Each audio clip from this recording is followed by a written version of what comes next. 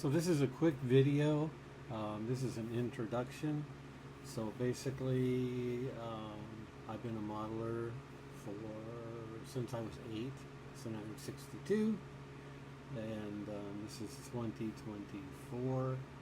So I've been modeling a very long time. You can actually see a few of my model kits, or actually most of them right behind me there. I'm not much of a collector. I don't collect them. I don't have a few thousand models in my stash or anything like that.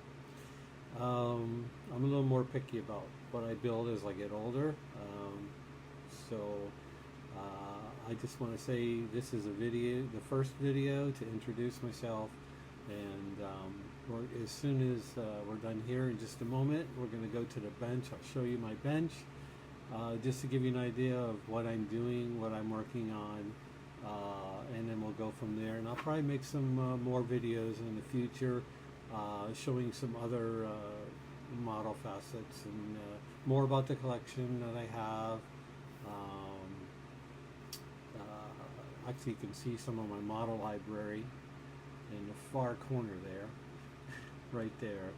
So a lot of those are model magazines, model books, car books.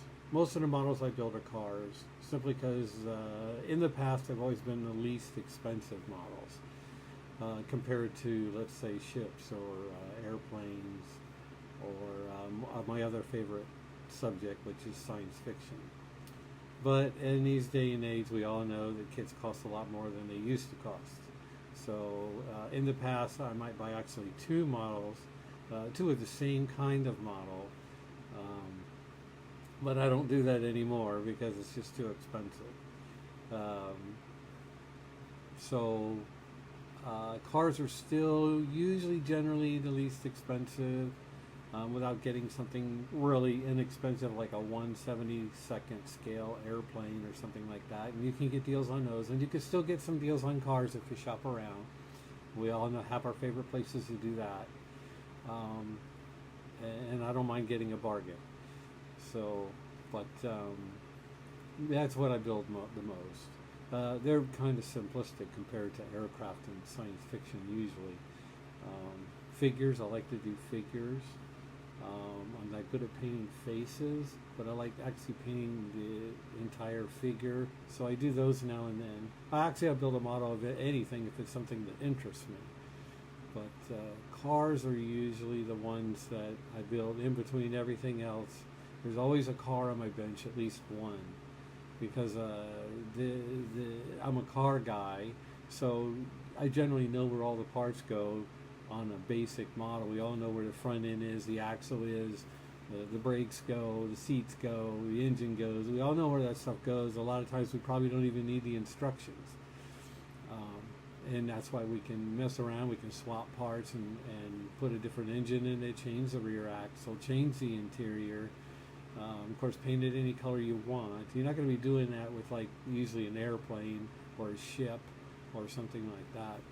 So there's a lot you can do with a car model you don't generally see modelers do with other models. So I'm going to end it here, and then we'll continue over on my bench, and I'll go over some quick things on that so you can see where and how I do it.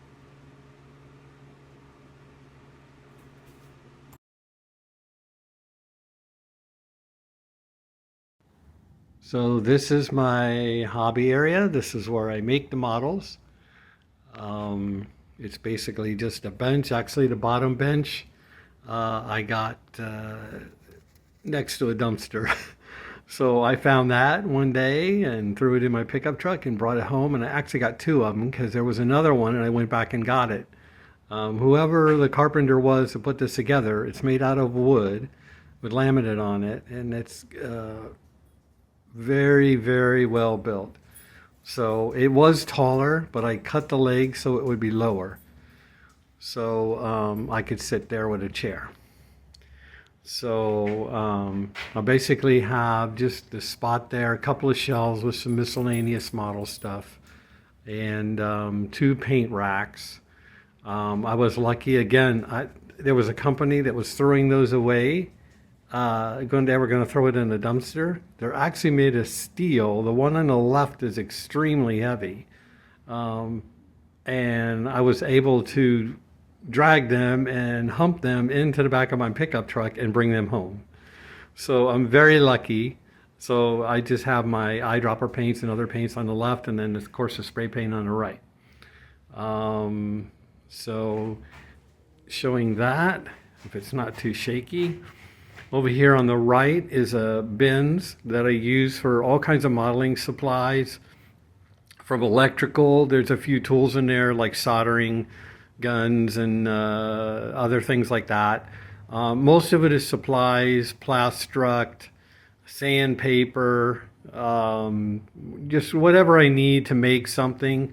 Usually if I got to fabricate something, this is where I go. The big stuff like that is going to be in there. Some kind of small tool, some of that will be in there. And it's always been handy over the years. It's on wheels, and I can move it around when I need to, so it's right there. Of course, I have a big garbage can because they do make a mess, especially when I'm masking, and there's masking tape all over the place. And then on the left side, I just have a table.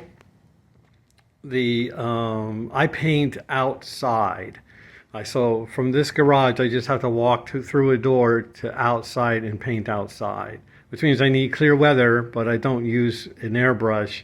I have an airbrush. I actually have two. I have a paint booth, but I just rarely ever use them.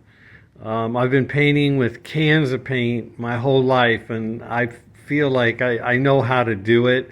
I don't have any issues with it. And there are advantages with an airbrush in some cases, but for the most part, I can get away with a can of paint. So here in this box temporarily, I just have some items that I'm working on or I'm painting.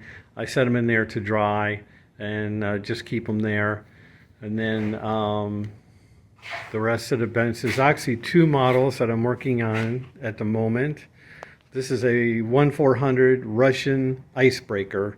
Russia makes the largest icebreakers in the world. This is an older version of the Arctica. Arctica is not, it's the name of one ship, but it's also the series they made. From what I could find from reference, they made 6 of them originally. Some of them have been decommissioned. I think there was a couple of them that are still active.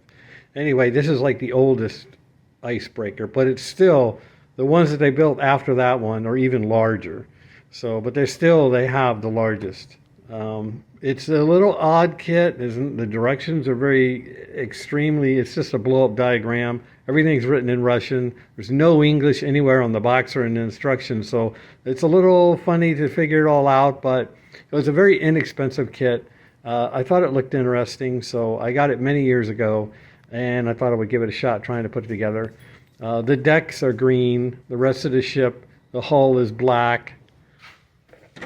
And I can hold that up with the dull red on the bottom, of course. And then the rest of the ship will be orange. The other kit I'm working on right now is a Tamiya Porsche 959. I have the engine done. Actually, my paint just arrived yesterday from Tamiya. I ordered some other paint that I needed. But this car here is painted French blue. So I'm working on that. There's always a car on my bench, no matter what kind of model I'm working on, whether it's a figure, a ship, an airplane, sci-fi, whatever kind of it is, there's always at least one car on the bench. These are just trays that I use. Obviously, the glues and some paints that I use the most, so they're within arm's reach. These trays, these are from the dollar store. They just keep things out of my way. And then the brushes and markers and toothpicks and things that I need, fine tweezers, things like that I might need. I have a lot of lighting. I have a upper light here, this bar light, and then I have this as a light actually for photography, but it's extremely bright. So, and then that's about it. We just have the usual colors that most modelers have, all kinds of different paints, masking, plastic polish. This one pretty much is all Tamiya. There's some testers enamel in there, not very many. There's a couple of testers lacquer paints in there. The thing about testers lacquer to me, especially if it's a metallic color, is the metal flakes are large. Whereas you can buy the same thing, like a blue metallic in Tamiya, and this will have very, very fine flakes in it, which is a little more in scale. But I can use either one, it doesn't matter. I've used them for years, so. And then that's about it, really, as far as that goes. But that's the bench that I use, and that I keep everything situated. Since I'm in the garage, there are other things located at other different random areas inside the garage. But generally, this is where I work, and this is where I build the models. And in the future, I'm going to do some more videos of what's on the bench, maybe some new products when I get things, all kinds of different things that all the other model channels do. But it could be interesting. We'll give it a shot, and I hope you'll visit again. And that's about it. Thanks.